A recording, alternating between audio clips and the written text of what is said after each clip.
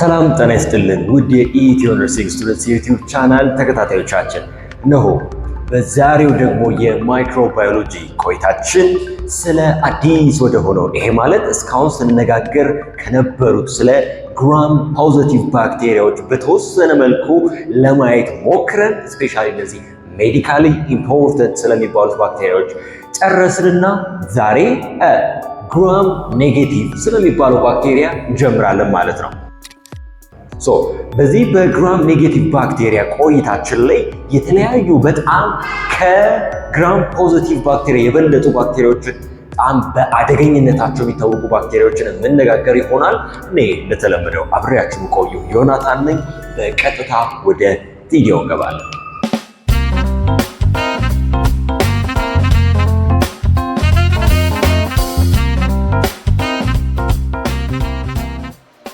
ስለዚህ በዛሬ ቆይታችን ስለ ግራም ኔጌቲቭ ባክቴሪያዎች የምንነጋገር ይሆናል ማለት ነው። በኤፒሶድ ቆይታችን እስከዛሬ ስንነጋገር የነበርናቸው ይሄ ማለት ግራም ፖዚቲቭ ስለሚባል ባክቴሪያ ስንነጋገር ይህ ባክቴሪያ አንደር ማይክሮስኮፕ በግራም ስቴን በምናደርግበት ጊዜ ይህንን ክርስቲያን ቫዮሌት የሚባለውን ከለር ሪቴን በማድረግ ምን አይነት ከለር ሲሰጠን የቆየው ማለት ነው። ይሄ ማለት በተለያዩ ሜዲካሊ ኢምፖርታንት ባክቴሪያዎችን ሳነሳላችሁ በግራም ስቴን ይደረጋል ሲባል ይህንን አይነት which means ፐርፕል ብለን የምንጠራውን አይነት ከለር ነበር ሲሰጠን የቆየው ግራም ፖዚቲቭ ባክቴሪያ። ዛሬ ግን የጀመርነው ይህ ግራም ኔጌቲቭ የሚባለው ባክቴሪያ and their characteristics does not retain what this crystal violet ምን አይፈጥርም ማለት ነው። ፐርፕል የሚባለው ከለር አይሰጠንም። ስለዚህ ከአሁን በኋላ ምርመራ ላይ ስንነጋገር አሁን ከዚህ ቀጥሎ የምንነጋገራቸው ባክቴሪያዎች ቆይታችን ላይ በዚህ በግራም ስቴን ሲደረግ ግራም ኔጌቲቭ ከሆነ rather than purple የምናገኘው ምንድን ነው ማለት ነው? that is pink or red አይነት ከለር ይሆናል ማለት ነው። ልክ ምስሉ ላይ የምትመለከቱት ይሄ ግራም ኔጌቲቭ ባክቴሪያ ያሰኘዋል። በስቴን በምናደርግበት ጊዜ እንቀጥላለን። ኪ ስትራክቸራል ፊቸሩን ደግሞ እንመልከት። በነገራችን ላይ ይህ ኢትዮ ነርሲንግ ስቱደንትስ ዩቲዩብ ቻናል ነው። ቻናላችንን ሰብስክራይብ፣ ላይክ፣ ሼር ማድረጋችሁን እንዳትዘነጉ። ለብዙ ሰዎች እንዲደርስ ላይክ ማድረጋችሁን ቀጥሉ እናለን። ኪ ስትራክቸሩ ጋር ስንመጣ ተመልከቱልኝ። የመጀመሪያው ዳቲስ ፔፕቲዶ ግላይካል ሌየር አለው።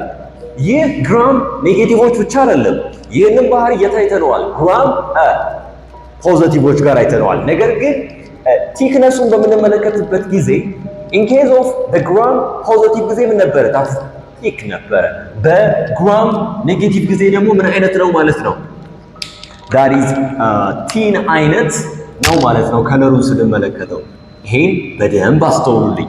ሌላው ሊፖፖሊሳካራይድ ብለን የምንጠራው አለ። ይሄ ማለት እንደ ኢንዶቶክሲን የሚጠቀመው ነው። ይሄ ባክቴሪያ ከሌሎቹ which means ከግራም ፖዚቲቭ ጋር በምናወዳድርበት ጊዜ this gram negative bacteria that's more virulent and more resistant to the antibiotics በጣም አደገኛ የሚያደርገው ባህሪ ይሰጠዋል ማለት ነው። ይሄ ሊፖፖሊሳካራይድ which means compared to the gram positive it is what highly resistant to what the antibiotics በጣም መቋቋም የሚችልና በራሱም ደግሞ በሰው ላይ በሚያስከትላቸው ቫዮለንስ በጣም አደገኛ ያደርገዋል ከግራም ፖዚቲቭ አንጻር ማለት ነው።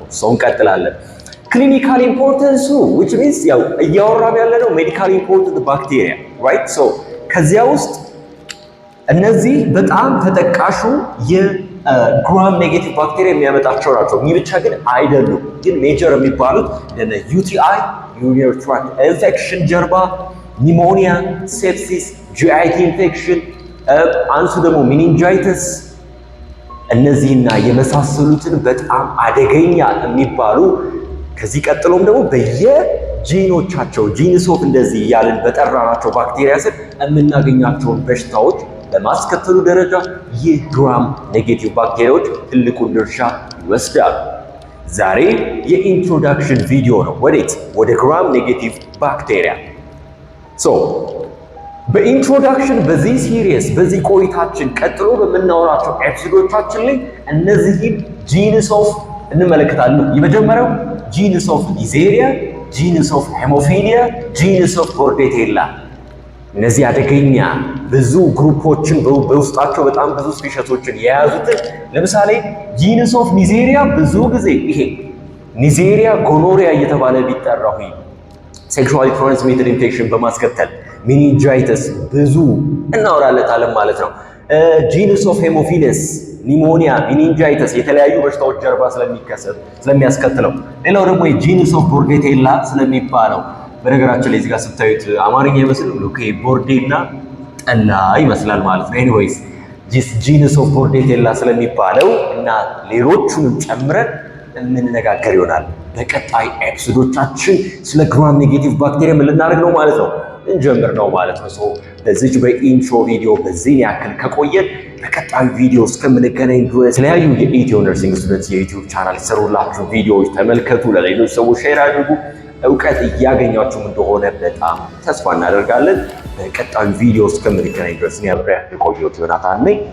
ባይ